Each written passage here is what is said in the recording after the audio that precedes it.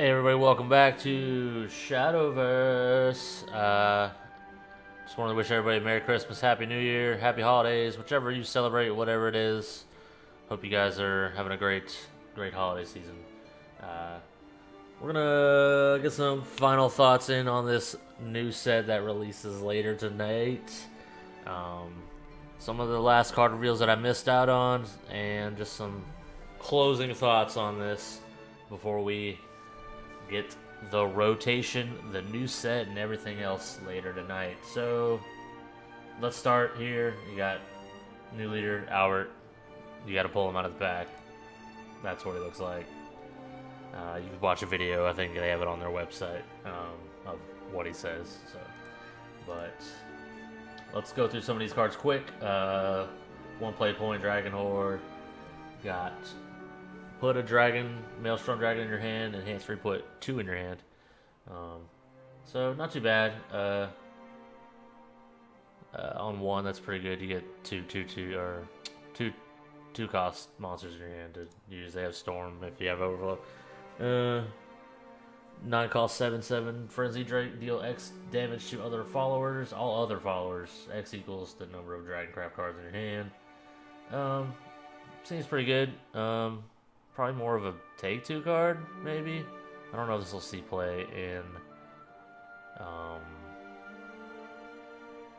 that constructed deck or not. Swordcraft Commander 2/2/2. Whenever you play a card using its enhance effect, recover 1 play point. I think this will see play just because it's a 2 cost, and Swordcraft lost a lot of good 2 costs that they run.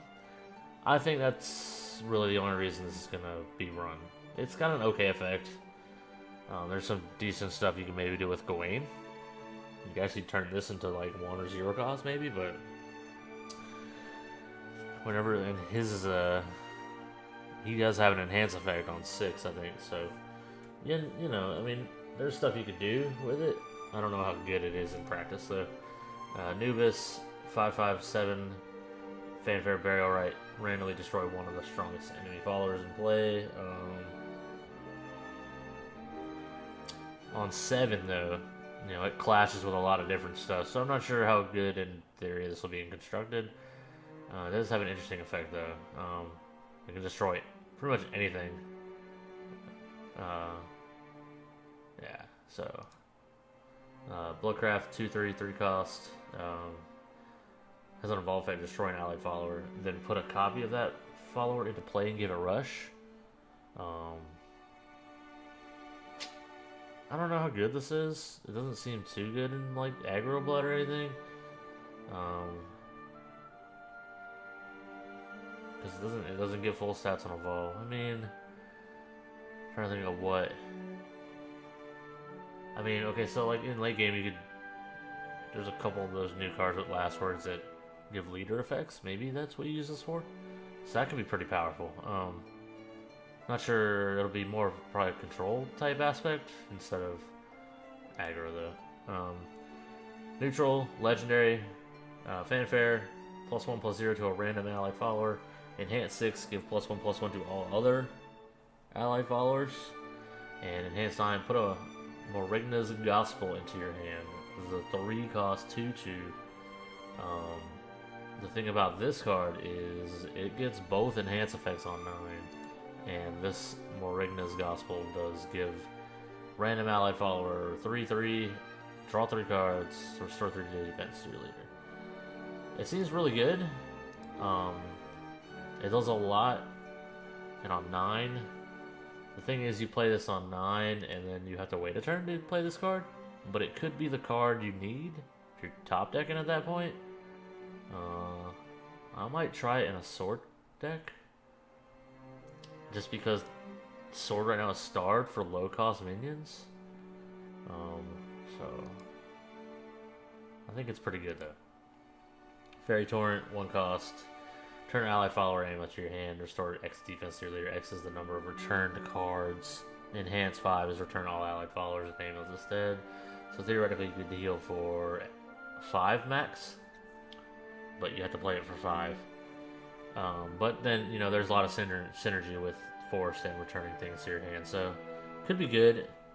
How good? I'm not sure. I don't play Forcecraft often enough to know.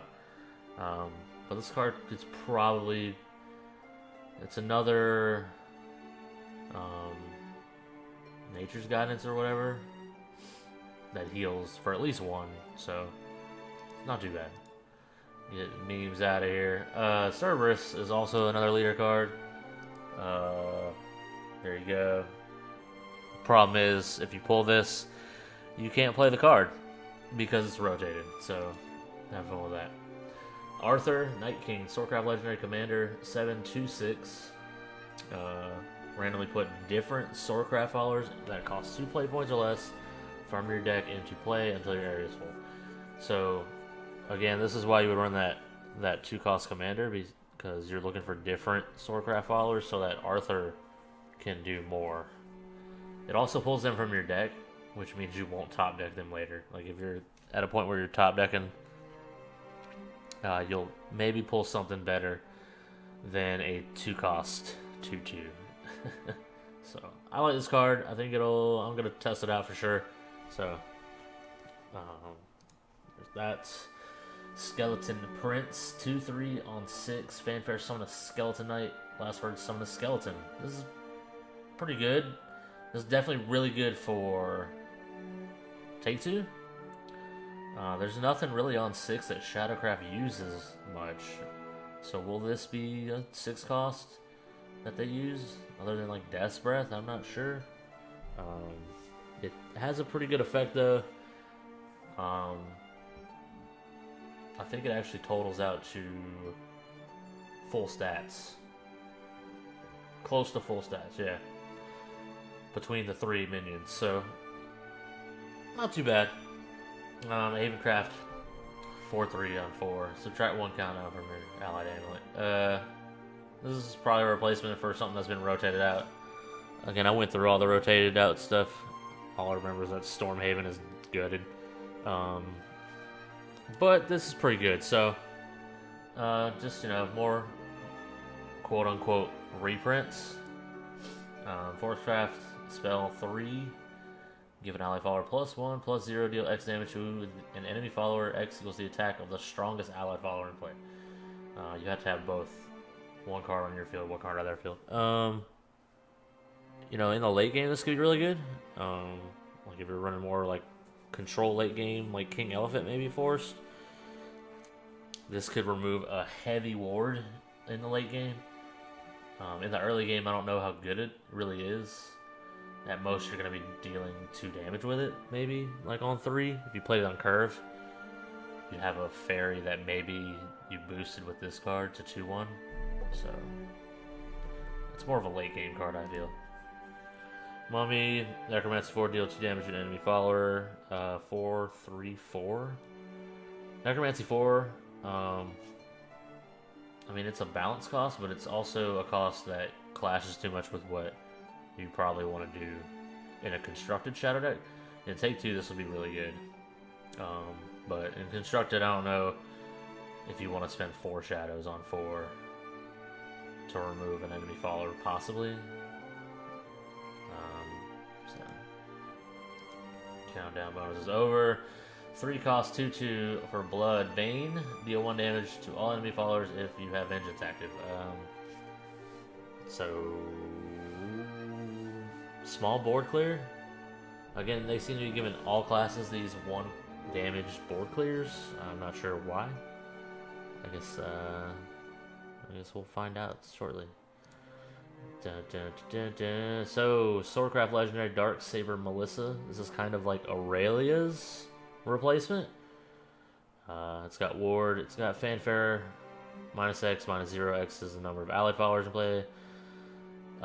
Gain +0/+Y. Y is the number of enemy followers in play. Can't be targeted by enemy spells and effects. So, it loses attack if you have more allied followers and gains defense when there's more enemy followers. So, it's a pretty good card, but I don't see where you would play the card in a meta like Ladder has, like Aggro Ladder maybe. I mean, so Gawain could possibly make you play this on 5, but it's like, again,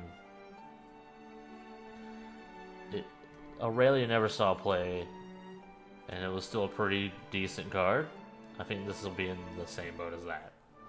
It's a decent card, but you can just bane it off the board. There's too much stuff that even if you can't target it, we'll just wreck it. So, Dragoncraft, 4 cost 2/2 with Bane. Last word, summon a Basilisk. Basilisk is a 1/1 with Bane, so you get 2 cards on the field with Bane on both. Well, you get last words Basilisk, so 2 Banes on 4, not too bad, not too bad. In Dragon, they don't need murder removal. They have plenty. I don't know. Neutral, Holy Angel, Altaia.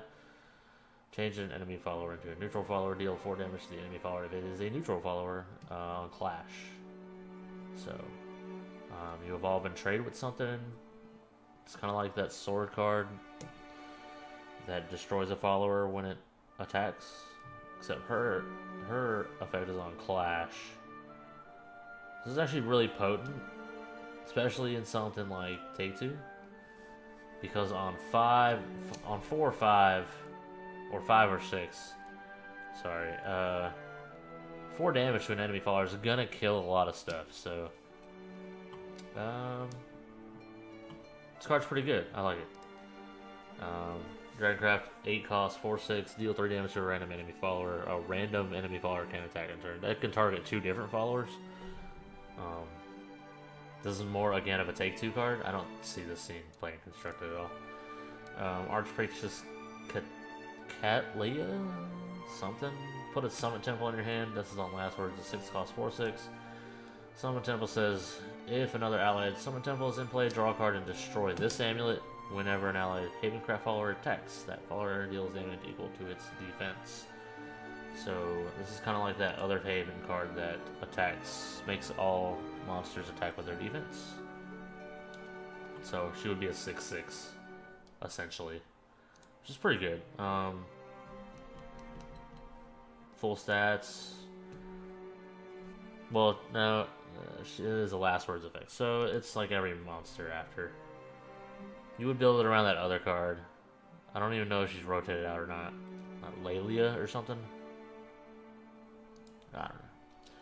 Swordcraft, 3 cost, 3/2 with Rush, enhance 7. Whenever this follower attacks, deal 2 damage to all enemy followers. This is pretty good. On 7, that's... Again, you gotta think of other similar effects, and the one that comes to mind immediately is Breath of the Salamander.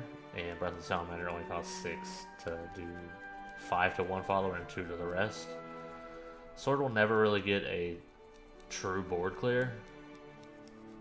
Like akin to like what Dragon has, or what Haven used to have, which is okay as long as the other classes don't have. Dragon doesn't need. I don't know. The matchup between Sword and like Ram Dragon is so one-sided that maybe I'm biased in that. I don't. It's just on 7. It does have Rush, so I mean, I guess theoretically he can attack. So he does do Breath of the Salamander damage because he attacks the monster, but the monster will probably die. It's the same effect as Breath of the Salamander, except Breath of the Salamander can ping for 2 cost. This card can't. I guess it could. It has Rush, but... So essentially it's like Breath of the Salamander in a card, but it costs 1 more. So, I don't know. I do like the card. I will play it, and I will use it in probably all Sword decks, because board clear in Sword is very sparse. Cyclone Blade is not good. Bloodcraft 2 costs 4/1, can't attack the enemy leader. I don't like this card at all. Especially in like the best, one of the better blood decks is more aggro sword, or not aggro sword, aggro blood, I mean. And then this can attack the enemy leader. I mean, it can trade into a ward. But that's all it can do. And it can get pinged by Angelic Snipe. stuff like that. You can just get pinged really easily. So, yeah, I don't like it. Leaf Man, Enhance 5. Give all allied followers +1/+0. These followers cannot be damaged by spells and effects, and they last until the end of your opponent's turn. So it's like another elf girl, Liza. Not too bad. It's on 5. It is a vanilla 2/2 otherwise. Again, I don't play Forest enough to really know. This is still pretty good. I can tell that you play this on 5, and if they already have a board, like they come off of the evolve turn with a board, and they play this, you're pretty boned unless you can somehow board clear. Puppet Room, countdown 3, put a puppet in your hand. At the end of your turn, put a puppet into your hand. So, more puppet support, you know? That's cool. Portalcraft looks really good so far, so more of support for that. And that is all that Twitter revealed. The rest of the cards are up on the website. Let's get back to Albert. All right. So, on the website, they have all the cards revealed now. You can not play test, you can theorize decks, and if I didn't have to work, that's what I would probably be doing today. So some final thoughts on the new set.